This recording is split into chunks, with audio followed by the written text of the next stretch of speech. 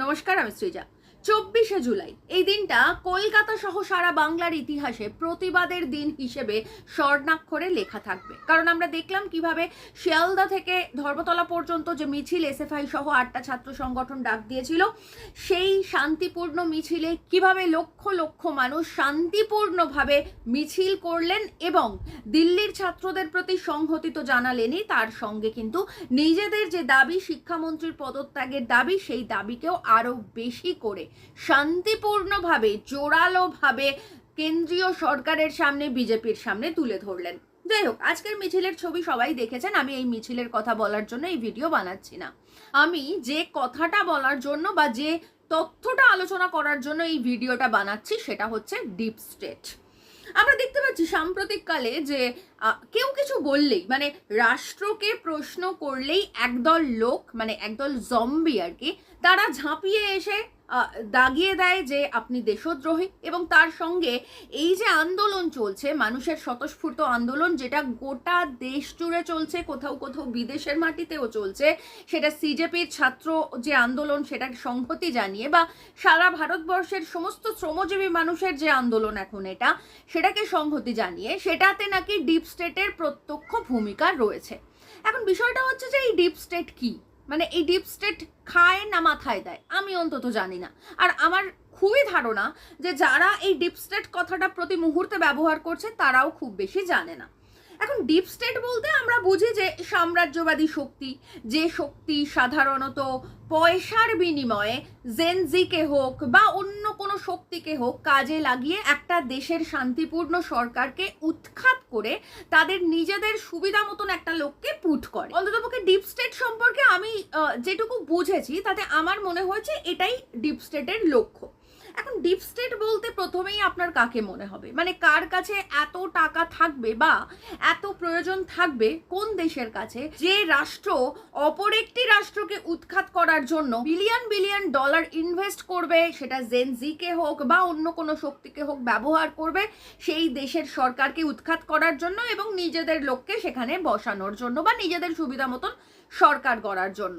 এরকম একটা বিশাল বিপুল শক্তি এবং বিপুল টাকার কথা শুনলে প্রথমেই কি মনে আসে? আমেরিকা।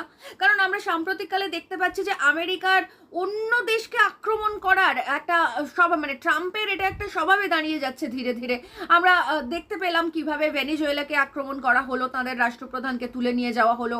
আমরা দেখতে পাচ্ছি যে গাজায় দিনের পর দিন ইসরায়েল আক্রমণ চালিয়ে যাচ্ছে। আমরা দেখতে পাচ্ছি কিভাবে ইরানের উপরে আক্রমণ চলছে। তো সব মিলিয়ে আমেরিকা এই মুহূর্তে সমস্ত দেশের উপরে একটা শক্তি কায়েম করতে চায়, যার দ্বারা নিজেদের শক্তি বলবৎ করতে চায়। তো এই মুহূর্তে আমরা আমেরিকাকে ডিপ স্টেট হিসেবে ধরতে পারি। তো সেক্ষেত্রে যদি এখন চাড্ডিরা বলে যে ডিপ স্টেটের হাত রয়েছে এই সিজেপির বা সাধারণ মানুষের আন্দোলনের পিছনে, তাহলে প্রথমেই প্রশ্ন ওঠে যে ট্রাম্প তো মোদিজির সব থেকে ভালো বন্ধু। আমরা অন্তত তাই দেখে আসছি প্রথম দিন থেকে। মোদিজি যেদিন থেকে ক্ষমতায় এসছে সেদিন থেকে সাম্রাজ্যবাদের পায়ে একেবারে লুটিয়ে পড়েছেন, উনি ট্রাম্পের পায়ে লুটিয়ে পড়েছেন। ট্রাম্প যদি এদেশের মানুষকে হাতে পায়ে চেন বেঁধে পাঠায়, সামরিক বিমানে চাপিয়ে কুকুর বেড়ালের মতন করেও পাঠায়, তাতেও মোদিজি কিচ্ছু টু শব্দ করেন না। এবং ট্রাম্পের কথায় এদেশের যুদ্ধ থেমে যায়। ট্রাম্পের কথায় মোদিজি ইরান থেকে সস্তায় তেল কেনা বন্ধ করে দেন, পরবর্তীতে রাশিয়া থেকেও সস্তায় তেল কেনা বন্ধ করে দেন। তো সেক্ষেত্রে ট্রাম্প তো মোদিজিকে একেবারে আঙুলে নাচায় এবং মোদিজিও সবসময় ট্রাম্পের প্রতি গদগদ। আমরা ভোট প্রচারের সময় দেখেছি উনি রীতিমতন মাই ফ্রেন্ড ডোনাল্ড ট্রাম্প বলেছেন, আপকি বার ট্রাম্প সরকার বলেছেন। তো সেক্ষেত্রে ট্রাম্পের এত ভালো বন্ধু মোদিজি, তো ট্রাম্প কেন মোদিজিকে হঠাৎ করে এই সরকার থেকে উৎখাত করতে চাইবে? এই সাধারণ বিষয়টা আমাকে কেউ একটু যুক্তি দিয়ে যদি বুঝিয়ে দেয় আমার ভালো হয়। কারণ আমার মনে হয় যে স্বাধীনতার পর থেকে আমেরিকার এতটা স্বার্থ মোদি ছাড়া আর কোনো প্রধানমন্ত্রী দেখেনি, কেউ দেখেনি।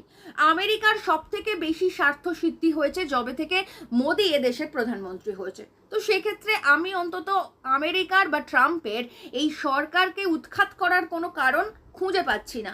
যে সমস্ত চাড্ডিরা এটার মধ্যে ডিপ স্টেটের এই আন্দোলনের মধ্যে ডিপ স্টেটের হাত দেখতে পাচ্ছে, তারা যদি আমাকে একটুখানি বুঝিয়ে দেয় তাহলে খুব ভালো হয়। আচ্ছা ঠিক আছে, আমি নয় আমেরিকাকে বাদ দিলাম, আমেরিকাকে সরিয়ে রাখলাম, কারণ আমেরিকা বা ট্রাম্প মোদিজির পরম বন্ধু। তাহলে কে এত crore crore billion dollar invest করে একটা সরকারকে উৎখাত করতে পারে, মানে কোন রাষ্ট্র করতে পারে? তো আমেরিকার পরেই যে শক্তিশালী রাষ্ট্রটার কথা আমাদের মাথায় আসে সেটা চীন।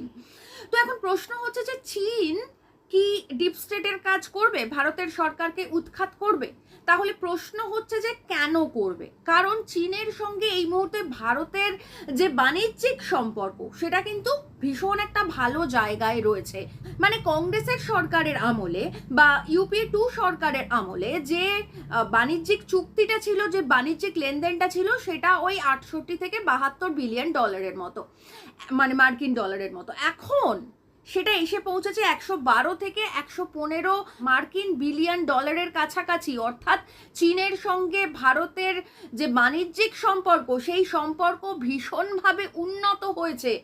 এবং একই সঙ্গে আদানির যে ব্যবসা, কারণ মোদিজি মানে তো উনি আম্বানি আদানির স্বার্থ দেখবেন, তাই না? উনি তো আর আপনার আমার স্বার্থ দেখবেন না। তো আদানির সঙ্গে চীনের ব্যবসা এত ভালো হয়েছে যে রীতিমতন আদানি চীনের সাংহাই প্রদেশে নিজের একটা কোম্পানি পর্যন্ত খুলে ফেলেছে চীনের সঙ্গে ব্যবসা করার জন্য। তো এরকম একটা জায়গায় দাঁড়িয়ে যখন ভারতের সঙ্গে চীনের সম্পর্ক, মানে বাণিজ্যিক সম্পর্ক এত ভালো, সেখানে আদানি এত ভালো ব্যবসা করছে এবং চীন এত ভালো প্রফিট করছে, যা মোদিজির আগে হয়নি, মানে এত বেশি প্রফিটেবল বাণিজ্যিক চুক্তি হয়নি বা বাণিজ্যিক সম্পর্ক হয়নি, তাহলে চীন কেন ডিপ স্টেটের কাজ করবে বা চীন কেন ভারতের সরকারকে উৎখাত করবে? এটাও যদি চাড্ডিরা আমাকে একটুখানি বুঝিয়ে দেয় খুব ভালো হয়।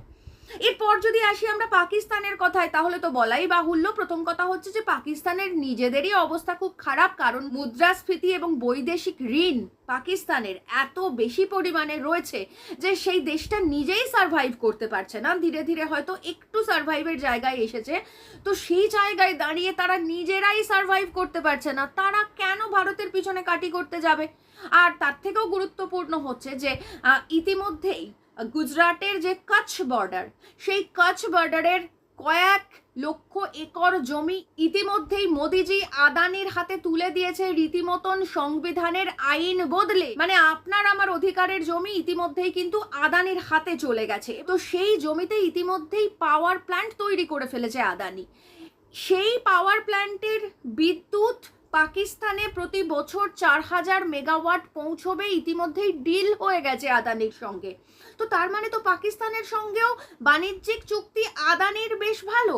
আর মোদিজি দেশের স্বার্থ কেন দেখবেন? মোদিজি তো আম্বানি আদানির প্রধানমন্ত্রী, আর সেই কারণের জন্যই তো এমন, মানে কচ্ছ বর্ডারে যেখানে আদানির এই পাওয়ার প্ল্যান্টটা হয়েছে, পরবর্তীতে যদি কখনো সত্যি সত্যি ভারত পাকিস্তানের যুদ্ধ হয়, তাহলে সেক্ষেত্রে কিন্তু ভারত ওই কচ্ছ বর্ডারে সেনা ডিপ্লয় পর্যন্ত করতে পারবে না, কারণ ওখানে আদানির পাওয়ার প্ল্যান্ট হয়ে গেছে।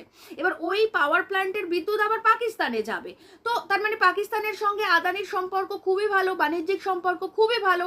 তার উপরে আবার অজিত দোভালের ছেলে সূর্য দোভাল, তার যে কোম্পানি রয়েছে টর্চ ইনভেস্টমেন্ট, সেই কোম্পানির যিনি সিইও সৈয়দ আব্বাস, তিনি পাকিস্তানের নাগরিক। অর্থাৎ দেখা যাচ্ছে যে মোদিজির এবং মোদিজির কাছের লোকজনের সঙ্গে পাকিস্তানের বাণিজ্যিক সম্পর্ক খুবই ভালো।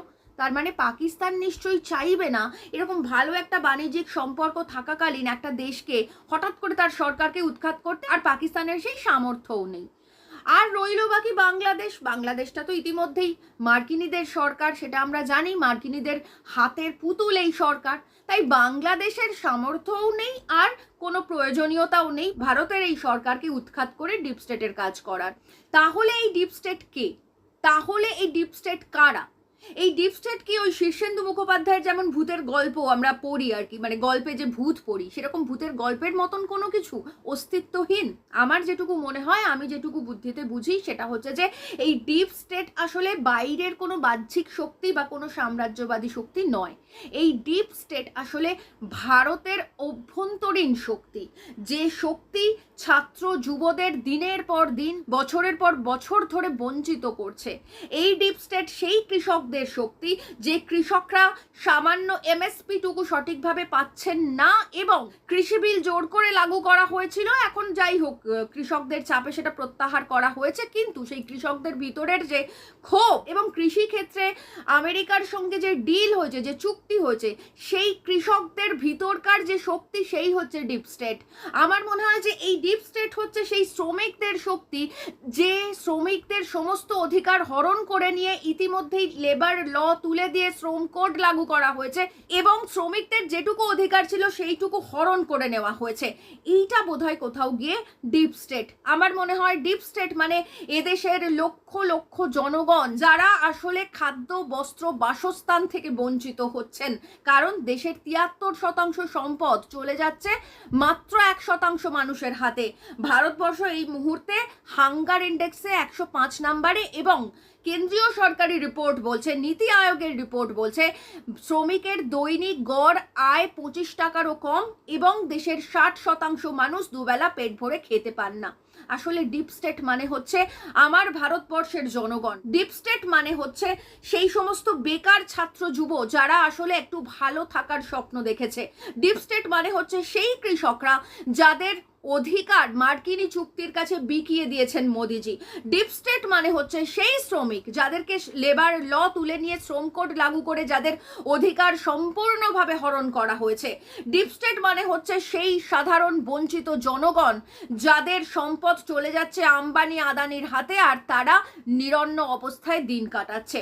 আমার কাছে ডিপ স্টেট মানে কোনো বাহ্যিক শক্তি নয়, আমার কাছে ডিপ স্টেট মানে ভারতের 140 কোটি জনগণ, যারা আসলে মোদিজির এই বর্বরতা, এই নৃশংস, এই নির্মম যে অত্যাচার, সেটা সহ্য করতে পারছে না। এর বাইরে যদি ডিপ স্টেটের আর অন্য কোনো মানে থাকে, চার্ডিরা যেন প্লিজ আমাকে একটুখানি তথ্য প্রমাণ সমেত বুঝিয়ে দেয়।